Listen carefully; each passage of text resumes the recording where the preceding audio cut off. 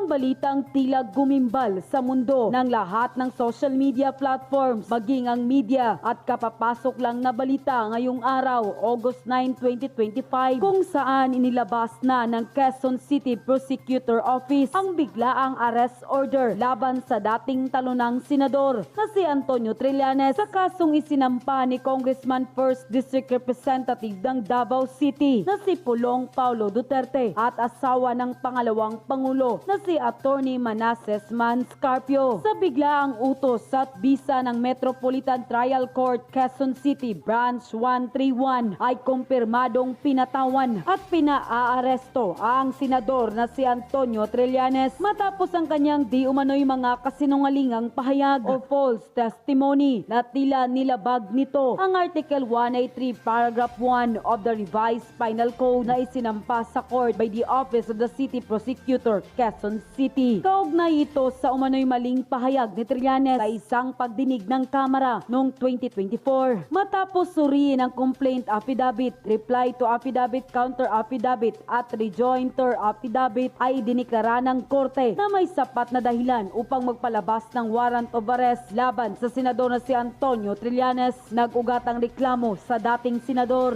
matapos akusahan sina Paulo Duterte at Attorney Manscarpio na di umano'y drug lord ang mga ito. Hindi rin raw totoo na di umano'y nagtataglay ng yaman ng pamilyang Duterte na tinatago sa iba't ibang bangko. Matapos nga nito ay kumpirmado na ang pagpapaaresto sa dating senador na si Antonio Trillanes. Itinakda rin ng korte ang monitoring hearing sa January 26, 2026 upang subaybayan ang implementasyon at serbisyo ng warrant of arrest na ayon sa ilan mukhang di na mapipigilan pa at tila isa-isa nang dumarating ang karma kay Antonio Trillanes. At ayon pa sa marami sa ating mga kababayan ay isa pa sa matinding kasinungalingan umano ni Trillanes ay tungkol sa bank account ng mga Duterte. Kaya nagtataka at nagtanong ang marami sa ating mga kababayan, papaano niya iyon malalaman ng mga bank account ng mga specific na tao? Wala namang court order ang korte kaya't hindi pwedeng ibigay ng nasabing bangko basta-basta na lamang ang mga impormasyon sa nasabing mga bank account. Isa umanong kasinungalingan at pwede rin umanong sampahan ng kaso ang mga bangkong naglabas ng mga impormasyon na walang pahintulot ng may-ari o ng korte. Kaya't ang kaduda-duda ngayon at ang pinagtataka ng marami sa ating mga kababayan kung bakit walang mainstream media ang nagbalita nito patungkol kay Trillanes at tila mukhang binabagyo na ng karma ang lahat na kumakalaban ngayon sa pamilyang Duterte.